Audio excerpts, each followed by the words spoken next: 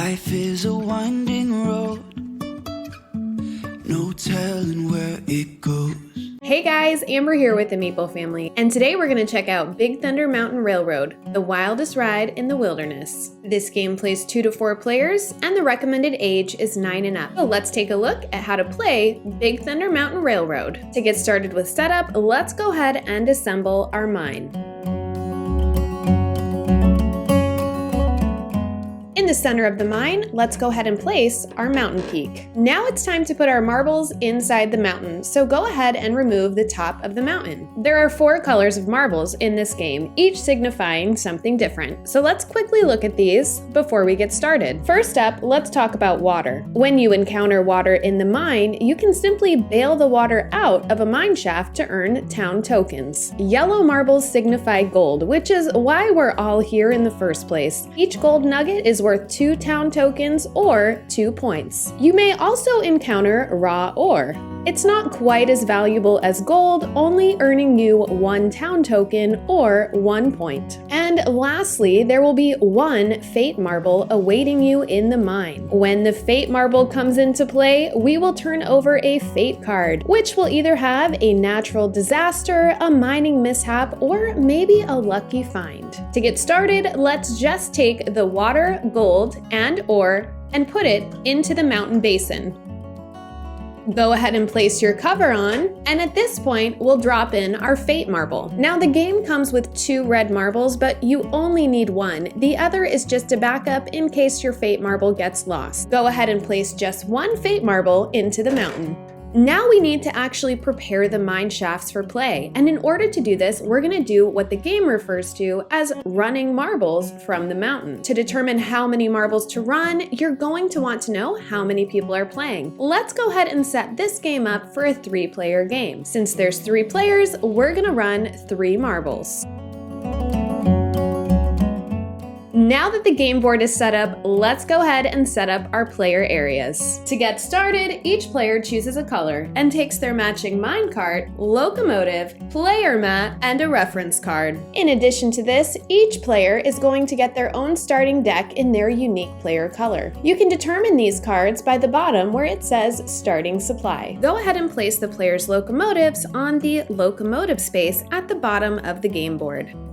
Each player can then place their minecart on the space in the town that matches their color and engine number. Now we need to set up the general supply area. First, we're going to need our fate deck. Go ahead and give them a shuffle and place them face down near the game board. We're also going to need our town shares cards. Go ahead and give them a shuffle and place them face down near the fate deck. Using our town shares deck, we're going to draw 1 fewer than the number of players and place these cards face down next to the score track. These are a reward for scoring at least 20 points before the end of the game. Since we have 3 players, we will go ahead and place 2 of these town share cards face down. Now we're going to set up our supply deck. Go ahead and place the supply mat within players' reach. Grab the general supplies, and these cards are not going to be in any particular player color. Give them a good shuffle and set them near the supply mat. Then fill in the 3 spaces on the supply mat.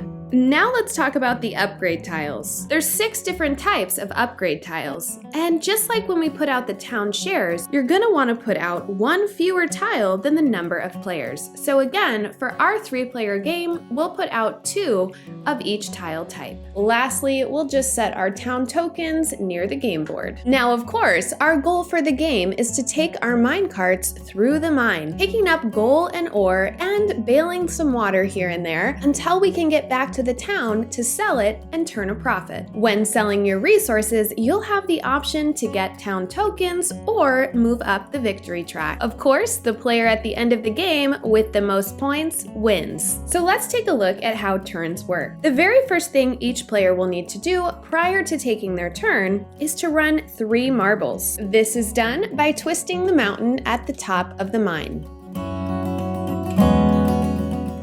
If a fate marble ever comes out of the mountain, finish running marbles. Then, go ahead and draw your fate card and follow the directions on that card. Once you've resolved your fate card, you'll go ahead and place the fate marble back inside the mountain. After players have initiated their turn by running 3 marbles, they can now play cards from their hand. Each player can draw up to 4 cards to get started.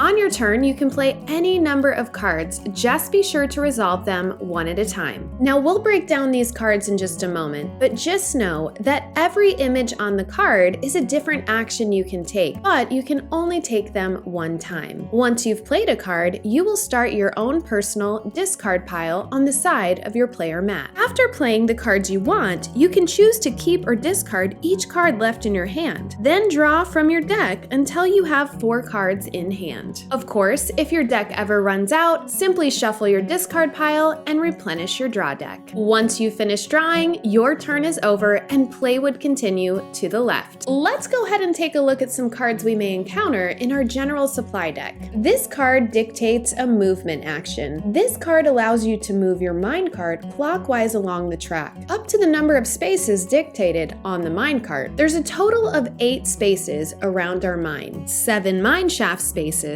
and each player has their own space in town. So when moving into town, just count your space and ignore the other player's spaces. Now in the game Big Thunder Mountain, it is okay for minecarts to move past other players. But if I play this card and I end on the same space where another opponent is, I'm going to bump them forward 1 space. But again, that's only done if I land on that space where the other opponent's minecart is. If I were to play this card in this situation, I would simply move up in front of that minecart. Now, of course, bumping can never occur in town because each player has their own unique space. One of the other icons you may see is the Pick for Gold card. This allows you to take 1 gold nugget or ore from the mine shaft you're at. Just keep in mind that this action cannot be taken if there is water in that mine shaft. So if I had this card, unfortunately, I would not be able to use it based on where I'm located. However,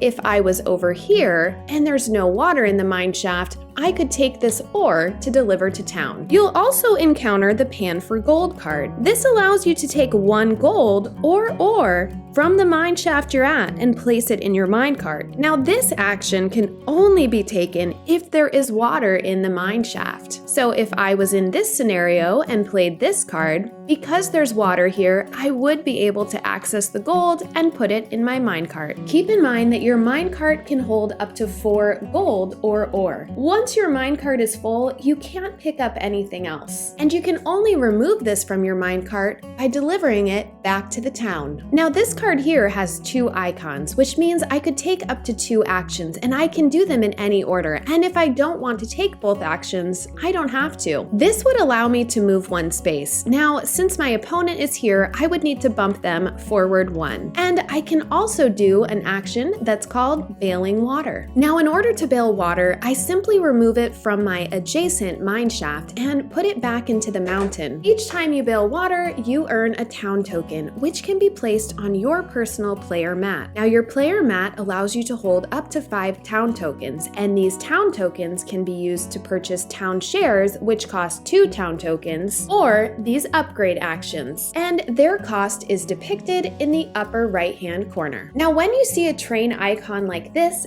is the resupply action. This allows you to take one of the face-up supply cards from the market and place it in your discard pile. So for instance, if I were to play this card, I could select one of these to take, placing it in my discard pile, and of course, refilling the market. Now, though I can't access this right away, this is really where that deck building element comes into play with Big Thunder Mountain, because when I do run out of supply cards, these will then join my deck and I'll be able to utilize them on later turns. Now let's take a look at what happens when we move our minecart back into town. So after you've moved into town, just be sure that your minecart is on its matching player space. Now when you move into town, you can take each town action 1 time, and you can take them in any order that you wish. One of the main things you can do is sell your gold or raw ore in your minecart. Now as we talked about earlier, the gold is going to give you 2 points or 2 town tokens, and the ore just 1. So in this minecart, I have up to 4 town tokens or 4 victory points I can take. You're gonna drop the marbles you sell back into the basin. So for my example here, let's say that I go ahead and take 2 points, but also take 2 town tokens, which I have to add to my player map. Now there's more you can do in town. You can also buy 1 upgrade or 1 town shares. You're able to hold up to 3 upgrades on your player mat, and the iconography and text on these upgrades is pretty clear on what you're allowed to do. But let's talk about town shares.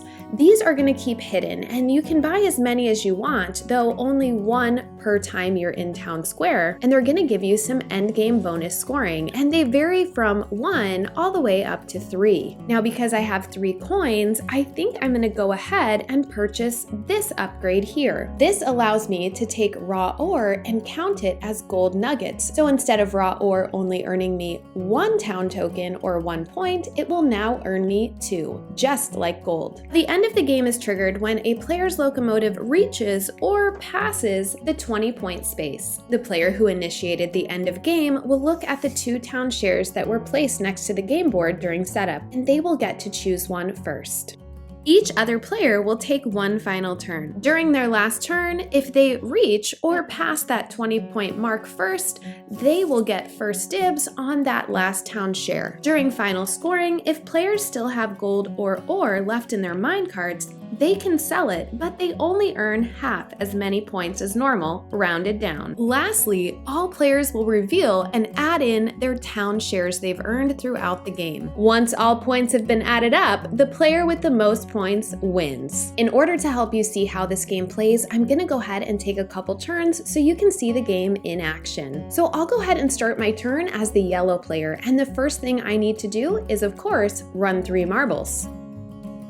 So to get started, I just need to draw my 4 cards for my starting hand. And let's see, based on what I have here, I think I am going to go ahead and move 2.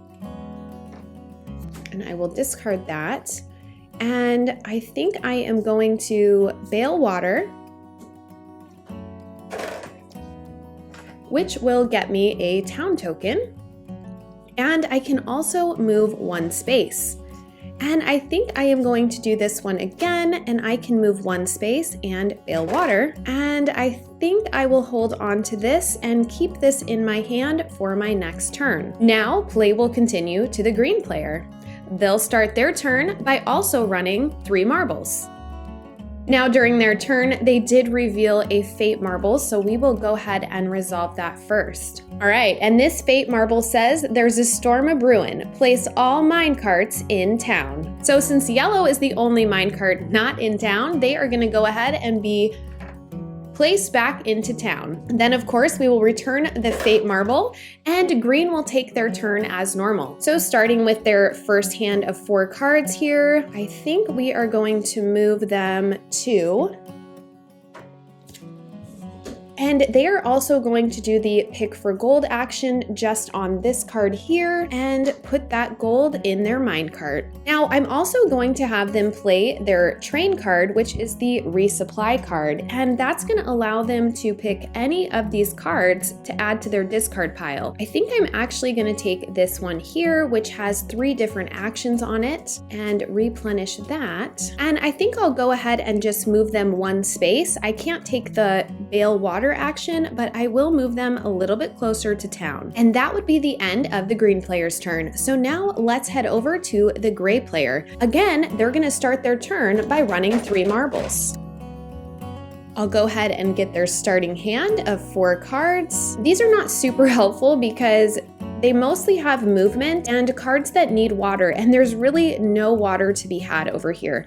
So I think we're just gonna focus on moving. So we will move them 2, and I guess another 2. And unfortunately, I am going to be just out of reach. So I think I'm going to hang on to these and just end their turn right there. hoping that when I start my next turn, this may have some water in it. Well, now that you've seen every player take their first turn, hopefully that lets you understand a little bit more of how this game plays. Well, as always, thank you so much for watching, and I hope this video helped you decide if Big Thunder Mountain Railroad, the wildest game in the wilderness, is a good fit for your gaming table. Thanks so much for watching, and I'll see you later. Life is a winding road, no telling where it goes.